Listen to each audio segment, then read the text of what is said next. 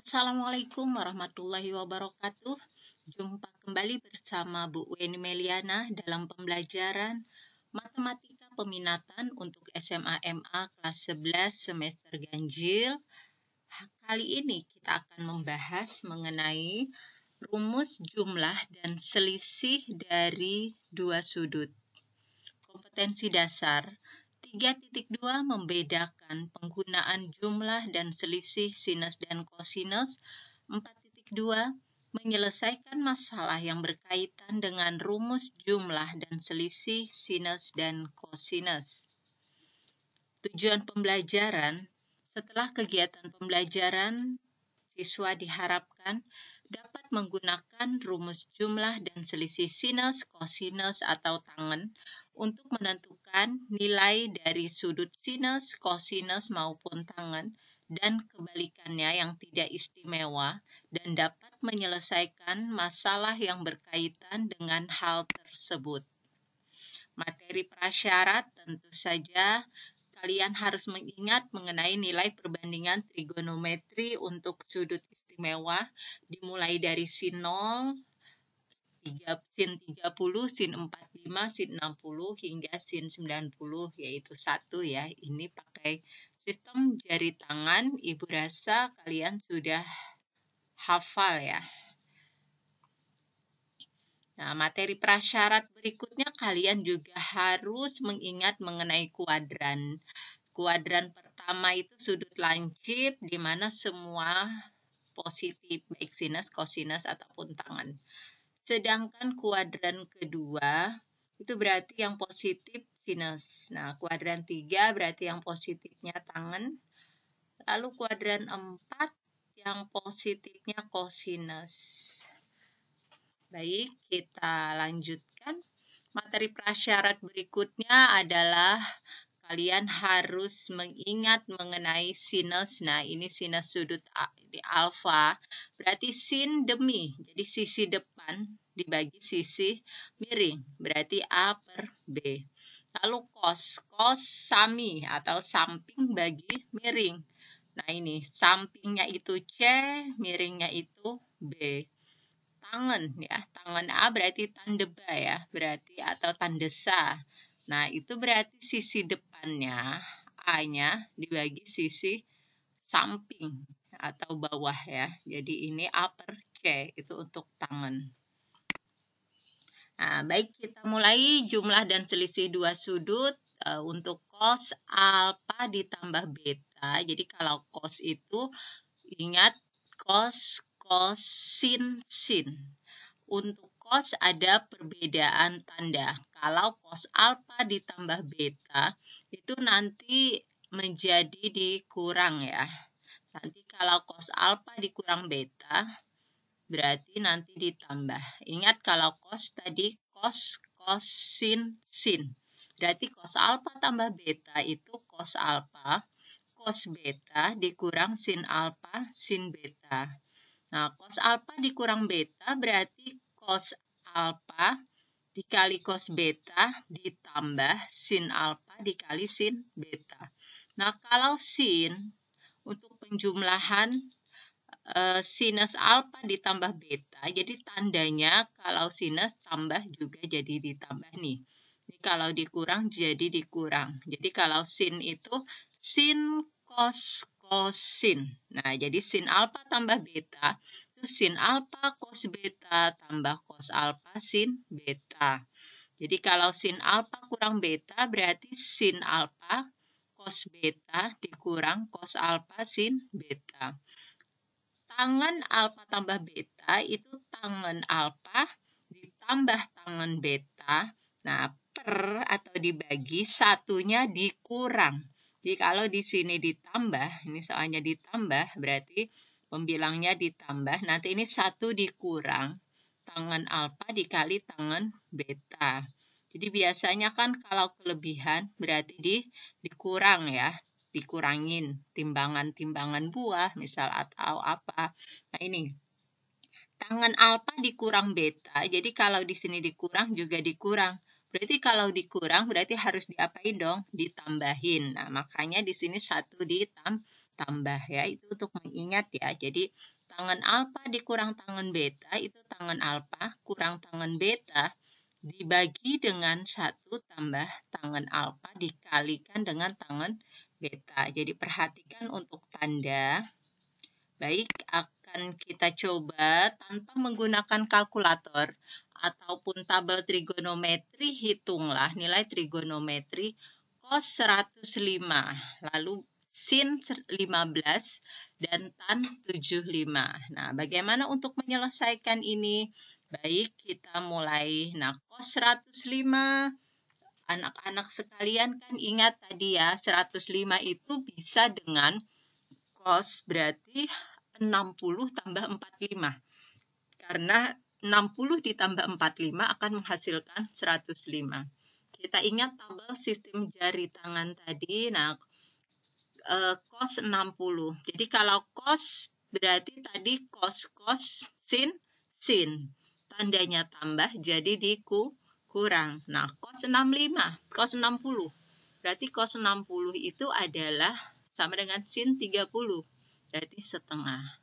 Cos 45 berarti di tengah-tengah ya. Berarti 1/2 akar 2. Dikurang sin 60. Sin 60 berarti 1/2 akar 3. Sin 45 di tengah-tengah kembali berarti 1/2 akar 2. Sekarang kita kalikan.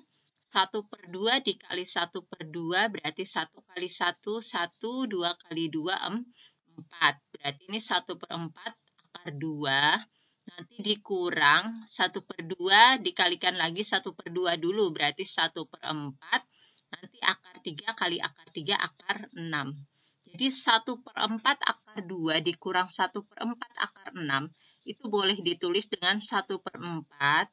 Lalu buka kurung, artinya dikalikan ya, akar 2 tadi dikurang dengan akar 6. Jadi nilai cos 105 derajat adalah 1/4 akar 2 dikurang akar 6. Sin 15 derajat. Berarti untuk sin 15 derajat, kita cari sinnya lalu 45 dikurang 30. Karena 15 ini sama dengan 45 dikurang 30. Nah, kita ingat rumus sin tadi. Jadi sin itu adalah sin cos sin. Nah, kalau tandanya sin tetap. Kalau negatif juga negatif. Berarti sin 45 kali cos 30 dikurang cos 45 dikali sin 30. Berarti sin 45, ingat tadi materi prasyarat ada di tengah ya. Berarti setengah akar 2. Cos 30, berarti cos 30 itu sama dengan sin 60. Berarti 1/2 akar 3. Cos 45 di tengah lagi ya, berarti 1/2 akar 2. Sin 30 berarti 1/2. Kita kalikan 1/2 dikali 1/2 itu 1/4. Lalu akar 2 kali akar 2. Akar 2 dikali akar 3 berarti akar 6.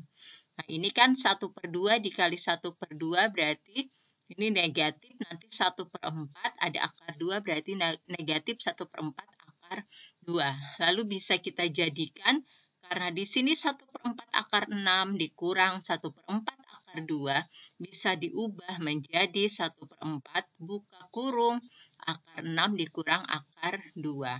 Karena ini bentuk akarnya tidak sejenis, ada akar 6 dengan akar 2, berarti kalian tetap hanya menuliskan 1/4 dalam kurung atau buka kurung akar 6 dikurang akar 2. Jadi jangan dikurangkan ini menjadi akar 4. Itu salah ya. Jadi jawabannya nilai sin 15 derajat itu sama dengan 1/4 akar 6 dikurang akar 2.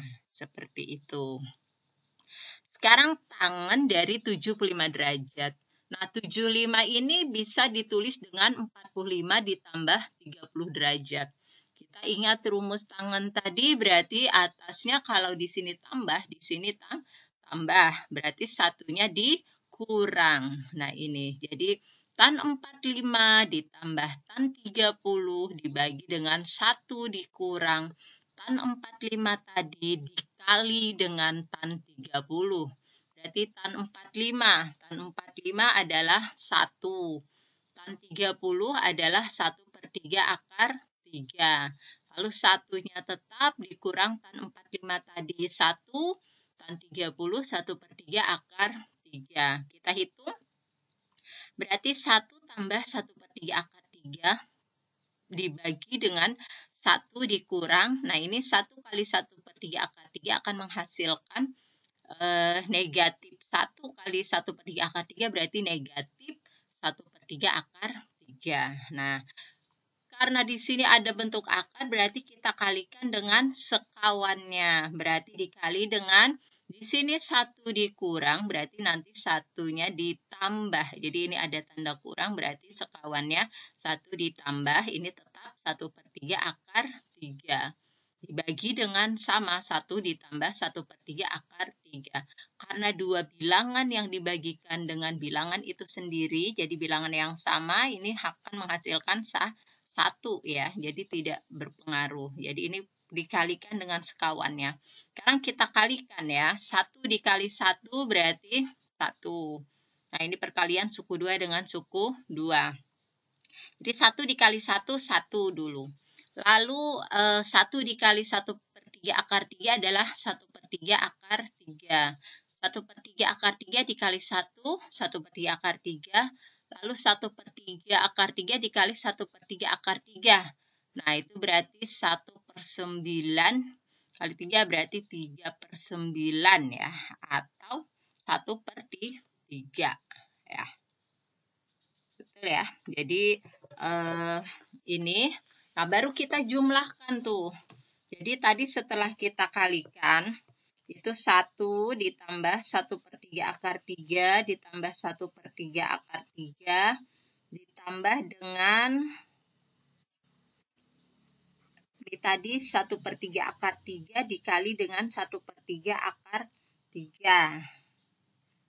Nah, berarti kita jumlahkan. Berarti 1 ditambah 1/3. Ini 1 ditambah 1/3 berarti 4/3. Lalu 1/3 akar 3 ditambah 1/3 akar 3 hasilnya 2/3 akar 3. Nah, dengan cara yang sama untuk perkalian yang ini juga sama ya. 1 dikali 1, 1. 1 dikali positif 1/3 akar 3 berarti positif 1/3 akar 3. Lalu negatif 1/3 akar 3 dikali 1 berarti negatif 1/3 akar 3. Lalu negatif 1/3 akar 3 dikali dengan positif 1/3 akar 3. Berarti jadinya negatif 1/3. Nah, berarti di tengahnya kan ada 1/3 akar 3 dikurang 1/3 akar 3 habis. Berarti 1 dikurang 1/3 akan menghasilkan 2/3. Nah, lalu 4/3 ditambah 2/3 akar 3 dibagikan dengan 2/3. Berarti kita bagikan di sini akan menghasilkan 2 ditambah di sini akar 3. Jadi anak-anak bisa langsung cara cepat langsung dibagikan ini ya. Jadi untuk pembagian pecahan kan bisa dikalikan lalu pembilang jadi penyebut, penyebut jadi pembilang. Jadi seperti itu. Ini yang penting anak-anak harus menguasai perkalian suku 2 dengan suku 2 lalu juga pecahan, juga bentuk akar. Jadi yang masih bingung nanti kita perkuat masalah ini ya. Pecahan atau bentuk akar. Jadi anak-anak harus sering mengulang dan terus mengulang. Baik, selanjutnya. Nah, sekarang bagaimana soal seperti ini? Hitunglah nilai dari cos 105 dikali cos 75 ditambah sin 105 dikali sin 175. Jadi ada cos, sin, sin. Nah, berarti kalau cos, sin, sin, itu akan kembali ke rumus cos. Nah, sekarang kalau cos kan tanda beda ya. Kalau asalnya dijumlah, jadinya dikurang. Berarti kalau cos, sin, sin, tanda tambah, berarti nanti jadinya cos 105 dikurang 75. karena untuk kos ada perbedaan tanda. Kalau soalnya di jumlah berarti nanti di sininya dikurang. Nah, 105 dikurang 75 adalah 30. Berarti ini akan menghasilkan cos 30. Cos 30 pakai sistem jari tangan, jadi bisa juga cos 30 ini sama dengan sin 60. Berarti 1/2 akar 3. Jadi rumus itu berlaku berkebalikan. Seperti itu. Baik, selanjutnya. Nah ini. Diketahui cos alfa sama dengan cos A sama dengan 4/5. Sin B sama dengan negatif 15/17 dengan A itu sudut di kuadran 1 dan B sudut di kuadran 2. Tentukan nilai dari tangen A dikurang B. Nah, A itu di kuadran 1. Berarti semua di kuadran 1 bernilai positif, baik itu sinus, kosinus, ataupun tangen. Kita diketahui cos A 4/5, berarti tadi cos sami, berarti cosnya samping atau bawah bagi miring. Berarti di sini X-nya 4, lalu R-nya 5. Maka dengan teorema Pythagoras akan kita cari Y. Berarti Y itu sama dengan akar dari 5 kuadrat dikurang 4 kuadrat. Berarti akar dari 25 dikurang 16 adalah akar 9. Berarti akar 9 itu 3. Berarti Y-nya adalah 3. Kalau sudah diketahui Y-nya 3, berarti kita mudah untuk menentukan tangen. Karena diminta tangen ya. Berarti tandesa atau tandeba. Boleh. Jadi tangen itu depan. Nah ini sudutnya A, berarti depannya ini. Y-nya berarti 3. Nah, samping atau bawahnya ini 4. Berarti tangen A itu 3/4. Sekarang untuk B di kuadran 3. Nah, kita ingat kuadran 3 tadi yang positif itu hanya tangen. Sedangkan sinus, kosinus itu adalah negatif. Berarti anak-anak harus cari dulu nilai dari tangennya. Berapa tangen B? Nah, ini B. Jadi B ini sudut B di sini berarti sin adalah 15/17. Jadi kalau anak-anak bingung negatif, tidak apa-apa nanti dianggap positif dulu. Nah, jadi sin demi ya depannya dibagi dengan miringnya. Nah, ini sudutnya di sini kan B, berarti 15-nya di sini, 17 di sini. Otomatis kita cari sisi samping atau sisi bawahnya. Berarti mencari X adalah akar dari 17 kuadrat dikurang 15 kuadrat. Berarti 17 kuadrat dikurang 15 kuadrat. Berarti hasilnya akar 64. Berarti 8. Nah, berarti X-nya 8. Sekarang ditanya tangen. Nah, tandesa ya. Tan itu depan bagi samping. Berarti tannya ini depannya berarti 15 nih. Ini sudutnya kan di sini B-nya. Berarti depannya 15, sampingnya atau bawahnya ini 8. Nah, 15/8. Jadi karena tangannya itu positif. Di kuadran 3 yang positif adalah tangen. Nah, jadi ini kalau sin dan cos itu di kuadran 3 negatif. Makanya sini ditulis negatif 15/17. Sekarang kita masukkan ke rumus. Tan A dikurang B. Berarti tan A dikurang tan B per 1 ditambah tan A kali tan B. Tan A tadi nilainya 3/4. Berarti masukkan.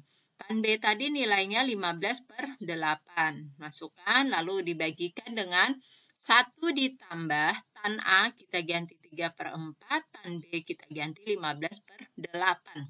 Berarti kita samakan penyebut dulu, ini samakan jadi boleh 8, boleh 32.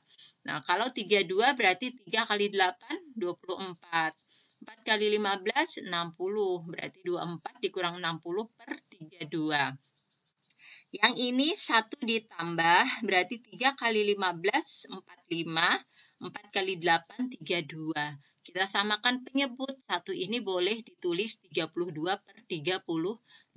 Berarti 32 tambah 45 dibagi dengan 3, 32. Karena penyebutnya sudah sama jadi 32. Baik, pembagian berarti bisa ditulis dengan perkalian. Nah, ini kan 24 dikurang 60 berarti negatif 36. 32 tambah 45 berarti 77. Lalu 32-nya kan bisa dicoret ya, karena di sini kan negatif 36 dibagi 32 dikali dengan 32 dibagi dengan 77. Seperti itu. Kalau ini dirubah jadi bentuk perkalian. Berarti hasilnya negatif 36 per 77. Baik, demikian pembelajaran hari ini. Semoga bermanfaat bagi kalian untuk rumus jumlah dan selisih dari dua sudut. Jadi kita sudah membahas ada jumlah dan selisih sinus, kosinus, dan tangen. Sampai jumpa di pembelajaran berikutnya. Semoga bermanfaat. Assalamualaikum warahmatullahi wabarakatuh.